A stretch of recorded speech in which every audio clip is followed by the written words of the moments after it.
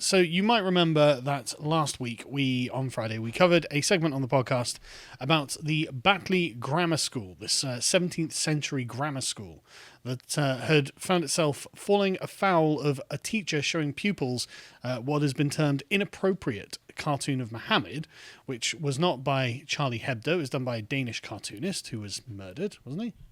I don't know if he was murdered or not, actually. But I know, murdered. so it was published in a Danish newspaper, and Yeah. there were global riots that led to the deaths of over 300 people. Okay. But I think he also, either he went into hiding or something. But the point is, the teacher was suspended. We're not going to name the teacher, which is good because of the sort of thing that happened with Samuel Paty, who wants to take risks. But yeah, so this was very much a sort of storm in a teacup, except it's kind of expanded and it's become something of a national conversation that we want to talk about. So the head teacher of the school, Gary Kibble, apologised unequivocally, adding that the member of staff had given them a sincere apologies and has been suspended pending an invasion as if he did something wrong. We have immediately withdrawn teaching on his part, blah, blah, blah. Department for Education spokesperson said it's never acceptable to threaten or intimidate teachers because, of course, this teacher received numerous death threats, as you do. And one of the protesters, a local resident who gave his name as Abdullah, said the cartoon had offended the whole Muslim community. Interesting. Dr. Abdul Sheikh, a local academic in Batley and Muslim activist, told the PA news agency, "I was shocked, like many Muslims in the town, that the Muslim school children's religious sensitivities were completely ignored by the school teacher who decided to show an offensive image that lampooned the noble Prophet Muhammad." This isn't really true, actually, but anyway, we'll get to that. The argument that they're making is that parts of the Quran are taken to mean that neither Allah nor Muhammad can be captured in an image by a human hand, and any attempt to do so is seen by an insult. So the main complaint here is that it has violated some kind of Islamic prescription. Now, I'm not a Muslim, and so I don't really care about Islamic prescriptions, and I don't think anyone else should have to if they're not Muslim either. And I don't think there should be death threats as a result of that. I mean, I'm sure the school has a cafeteria or something. If they serve pork products, is that also something we need to complain about? Well, that's a good point. Do the teachers drink in their spare time? Is that acceptable? How far does this go? Some of the girls probably aren't even wearing a hijab. Disgraceful. Anyway, so the Daily Mail did some coverage on the protesters. Apparently 50 Muslim protesters turned up on the Friday. I imagine more will turn up today. None of the demonstrators the Mail Online spoke to were parents of children at the school. They had travelled to Batley from Dewsbury, Bradford and Leeds to join a smaller group of locals via WhatsApp groups and social media. The teacher himself is just an Englishman in his late 20s, amateur rugby player, has been spoken of glowingly by his local community. Yeah, I saw him described as a burly Yorkshireman. Yeah, which... Yeah. Pretty much... Some guy. Yeah, just some dude. But he was spoken in glowing terms by the local Muslims in the community and just other people, saying, look, he's a great teacher, everyone likes him, he seems to be nice, please don't do anything to him because he's obviously not a bad guy. But he has been evacuated from his home, however. Mail Online found out that he was rushed from him and his wife were rushed from their West Yorkshire home in a mystery black car just before the school gave their apology. His neighbour, who was concerned for his safety after protesters published the neighbour's name online, said that he left his home at 9:30 a.m. and was rushed into a black vehicle, presumably an unmarked police car. She added, "I saw him and his family leaving in a rush yesterday. They got into a black car. Car which belongs to them is still at the front. They seemed in a hurry and they haven't come back and they are not here today. I phoned the police myself because I'm worried in case there's any trouble and I've got a baby. I can't go and stay with my parents because of COVID." So that's pretty bad stuff. And this, again, over a religious education class that was demonstrating examples of blasphemy. This has been on the curriculum for 2 years, turns out. This isn't even new. This wasn't this teacher's innovation. If we can go to the next link. During the lesson, the pupils were warned beforehand that the content would include caricatures of the Prophet. I don't think as non-Muslims we're actually obliged to call him the Prophet, because that implies that we agree that he was the last messenger of God and the seal of the prophets, which I don't. Yeah, it's a really weird thing in Western media to see news commentators being like, the Prophet Muhammad. It's like, no, yeah. just say Muhammad. Yeah, thanks, dimmies. But they were given the opportunity to leave the classroom if they thought they would be offended. So there was no, like, we're going to make sure that the Muslim children must look at this, Muhammad, look at it. That didn't happen. So hysteria. But no one complained, and students who might have been offended were given the chance to leave the room. So there we go. This has been going on for years. It's just that now, for some reason, this has become a hot button issue. Possibly because of the events that happened in France with the lie that led to the murder of Samuel Paty. Anyway, thankfully, the based British public have come out in favour of the teacher. They have 60,000 people, and going up, apparently, have signed this petition on change.org to restate or keep the religious education teacher at Batley Grammar School. Join with us and make a statement before this turns into a repeat of what happened to the teacher in France when he showed the same pictures. Not only that one teacher has been affected, but those around him now, other teachers who will be next. Rather than finding out who's next, take action now and sign this petition. There we go. Very, very good. So the question is, what are the Muslim activists concerned about? What are they asking for? Well, we're told by one of them through the medium of The Guardian that it's about raising awareness. So Hassan Mahmoud... The eternal cry of the wasteless activist, you know?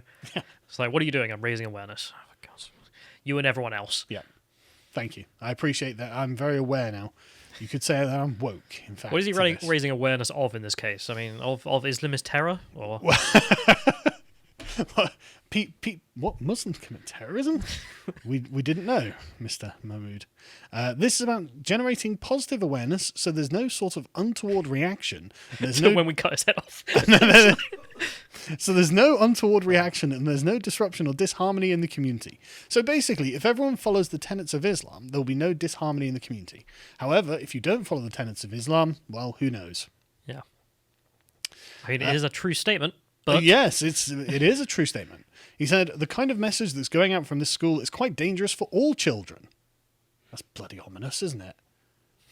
This is dangerous for all children. What danger could it possibly be to the non-Muslim children? Well, you see. I probably can't make any jokes about this. You're giving out the wrong information. You're setting a wrong mindset, which doesn't help community cohesion.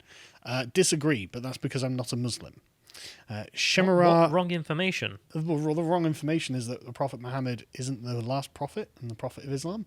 But the point being made by the teacher was, this is an example of blasphemy. Yes. Here's a drawing of Muhammad with a bomb for a turban. And he's saying that's wrong information? Like, is that not blasphemy then? Is this guy siding with the teacher all of a sudden? Based Muslim protesters like more pictures of Muhammad. Sharam Farouk, a fellow protester, said the demonstration had been about opening up a conversation, which is nice. So the thing is, the problem with opening up a conversation on this, though, is that one side gets to say, we want you to essentially convert to Islam and follow Islamic rules, and the other side says no and then gets condemned as being Islamophobes. It's a good conversation. Good conversation. So the thing is, if something happens anywhere in the part of the world about the Prophet Muhammad, we Muslims are very sensitive. We are not maligning anyone else. We just want to say, don't make fun of our Prophet. That's all we want. Yeah, but what if we want to make fun of the Prophet? Like, what happens then? Well, we know what happens then, incidentally, to people who didn't even make fun of the Prophet. I love how he's denouncing himself and all Muslims as sensitive as well. Like, we are basically children. Please take care of our fields. We Muslims are snowflakes. Yeah, literally. Jesus Christ. But don't make fun of our Prophet, that's all we want. I don't think that is all they want, to be honest. But anyway, Ruxana Khalik and her daughter Marina agreed the protest was warranted. Marina went to the school but is now sixth form elsewhere. She said, there's nothing bad about the school, it's just that what he did was offensive and he didn't know that. I feel like this has happened, now that this has happened, he understands. There's no way of accommodating that, added her mother. Kari Asim, who has an Order of the British Empire, who is an imam at the Leeds Makkah Mosque, said he sympathised with parents and pupils and that teachers have a responsibility to exercise better judgment for sensitive classroom content, but added that the protests should stop and be replaced with constructive dialogues. We do not want to fan the flames of Islamophobia or provoke hatred or division, he said. That's interesting because it kind of implies that people saying, well, look, we actually don't have to follow your rules is a form of Islamophobia. And if, you provoke this, then people will say, well, actually, we don't have to do this. And that's not good. That's hatred and division. One heck of an argument, isn't it? I mean, by that standard, being a homosexual is Islamophobia. Like, just by definition, you are an Islamophobe in all times, in all places. Well, I mean, what did the Prophet Muhammad say about the people of Lut?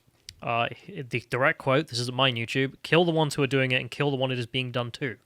Oof. That's their opinion. I also don't want to gloss Disavow. over. I don't want to gloss over something one of the protesters said there. The idea that he didn't know it was offensive to show blasphemy. It's a course on blasphemy, and he's pointing out that it is blasphemy. So obviously he did know. So this whole argument we're hearing here and the Guardian is promoting, and the Guardian knows, is false. Yeah. I mean, this is BS. They know it's BS when they're saying it, and the Guardian knows they're BS when they're typing it up and reporting it. Yeah. So apparently the warning that is coming out of certain Muslim activists, such as Adil Shahzad, the Imam of the Al-Hakim Institute in Bradford, is that if you don't do what the Muslims are asking, then it may well become like France, quote unquote. Apparently the Prime Minister must insist on respect for Islam, according to these Muslim leaders, or Britain risks becoming like France if the government does not insist on respect for Islam. Now, what does that mean? Well, that sounds like a threat to me, to be honest. The UK will become like France. I mean, that sounds awful. I mean, Just what? generally. What? I mean, what? What a horrible threat. What is France known for We'll for turn the your last 10 country years? into France. What an insult. But they know damn well. I they're know. not just- I know. We know damn well what they're saying. They're saying that Samuel Paty would not end up being an isolated incident. He sent a letter would be sent to the Prime Minister and local MPs to show the strength of feeling after a teacher shared a cartoon. Many Muslim parents want the teacher sacked. All we ask for is a bit of respect, Shahzad said, adding, if one teacher can do it, another teacher can do it 5 years down the line. We do not want this to be the case. Otherwise, we are not responsible for the actions of some individuals. I mean, it literally sounds like he's threatening terrorism. Yeah, I mean, you will become a Sharia state, or you will become a state besieged by Sharia. Or, just end up like France. Well, that's a state besieged by Sharia. Yes, it is. Islam is attacking them from the inside endlessly whenever anyone goes against Islamic law. Yeah. I mean, I don't see... otherwise, we are not responsible for the actions of some individuals. Sounds like a threat of future terrorism. Unless we do what he wants. I mean... How else are we supposed to interpret this? I don't want to be that guy, but, shoe on the other foot. Just imagine if someone was saying this, like, if you don't become, I don't know, a white nationalist state, things are going to happen. I mean, you'd say, okay, lock that guy up for terrorism. He's inciting terrorism. Sure. In which case, why have the state not acted on this? Like, Abolish I would say, Section 127, Conservatives, or else something might happen and we're not responsible for that. I mean, it sounds bad. I'm not trying to say that the laws we have in the UK for, the restrictions on speech around these sort of things is always good or doesn't have any civil rights problems. But we're happy to use them in regards to organizations on the far right all the time. I mean, that would be enough, would you not think, for, MI5 and whatnot to get involved? Yeah, I mean, I'd like to see what the content of his WhatsApp conversations are. Yeah. The very least. But he says, we're hoping the school will do the right thing. That's a good question, because I actually disagree on what the right thing is to do here. I actually think the school has now got a moral obligation to continue teaching a course that is totally legal and legitimate under British law. But I mean, I guess I don't follow the Sharia. We hope they'll do the right thing and set the right precedent, because if this is the first case, which it is in this country, then it's very likely we will follow the route that France has taken, for example, or other European countries, where firstly it's let's insult the Prophet, then we'll start banning the burqa. Oh no. Anything but banning the burqa. That would be terrible. Can't threaten me with a good time. Like those multiple Muslim countries who have done exactly that. Yeah. I suppose they need to come down. Yeah. I suppose they do according to ISIS and proto-ISIS here. But the point that Mr. Shahzad has to understand is that actually we are supposed to be free to insult the Prophet. If we don't like Muhammad, we are free to insult him. That's how things should work in this country. Well, that's the non-believer's view. That's the non-believer's view. And so why does he have to value that? Exactly. Why does that have to be? Why does it have to be that the Muslim view of Muhammad has to be imposed on every non-Muslim? That's the question. A neighbour said she had seen 3 Asian teenagers trying the door of the house on Friday and peering through the windows. They knocked quite a few times of the teacher's house and tried the handle. One had been on a bicycle, the other 2 on foot. Imagine what they were there for. Why were they at this teacher's house? Just asking for a cup of sugar, I imagine. Just questions. Just want to know if you've heard the good word about the Prophet Muhammad and how if you don't, it'll end up like France. Yeah. Just I presume saying. there were no sharp objects on them. We don't know because the police didn't catch them. But the protesters who gathered throughout Thursday included parents of the school, but also people who travelled. Local imams had tried to cool the temperature with their sermons at Friday prayers, which is surprising, making sure nobody does anything irresponsible, that we don't spread hatred, we don't spread violence, we do it in a peaceful way within our democratic rights. Yes, and when you're talking about democratic rights, you have to understand that other people have a democratic right to mock the Prophet Muhammad. It's just part of the way things are. If they don't do anything about it, I'll have to move my child out of here, says Farouk Hussein. He has a 6-year-old at the school and another child due to start in September. A lot of parents will probably do that. We've got our own schools that teach everything they teach as well. Islamic schools. There are entire countries where they have nothing but Islamic schools, Farouk. Have you considered it? Just saying, it's an option. But anyway, yeah, so going back to the it'll become like France, you posted this on Twitter, Callum, because France has, of course, been the country that's most impacted by Islamic terrorism in the West. And, I mean, just looking at the graph, you can see it's to an absurd degree, where it's more than 5 times the number of deaths in France from Islamic terrorism than in Britain, for example. Staggering, absolutely staggering number. So saying it'll become like France, again, the context really makes it look like a threat. Can't justify it, in my opinion. The BBC and various other responses have essentially said that this conversation has been hijacked by extremists, which is a very interesting way of describing the credentialed people with members of the British Order of the British Empire after their name as extremists, saying it'll become like France. But a protester who called himself Mr. Hussein said that he was a parent at the school and would not like any form of extremism or any extremist viewpoints to be taught to children. So saying that showing a picture of the Prophet Muhammad is blasphemy in Islam with an example is a form of extremism, it seems, according to Mr. Hussein, which I disagree. And Baroness Warsi, former Conservative Party chairwoman, who herself is, of course, a Muslim, has said the debate has been hijacked by extremists on both sides to fuel a culture war at the expense of kids and their learning. So, okay, let's assume that it has, Mrs. Warsi, sorry, Baroness, if you will. Which values should win? Should it be the Islamic values of the Sharia, or should it be British values of free speech? If there is a culture war, which one do you side with? Yes. Anyway, we'll leave my section there because we'll go on to your section next, talking about the general response to this. So if you want to get up the next section, John, because I mean, so far I hate everything about this. I genuinely despise that this is even a question that we have to ask. Muslim immigrants who have come to Britain should understand that British people don't follow the Sharia. They do believe in free speech, or at least they should believe in free speech, and it's not a requirement for them to respect Islam, because that's not a requirement for any ideology at all, or religion. You're not required to respect anyone's religion or ideology in Britain. You can make fun of Judaism or Christianity or Catholicism. No, I'll put a distinction between Christianity and Catholicism. See you in the comments.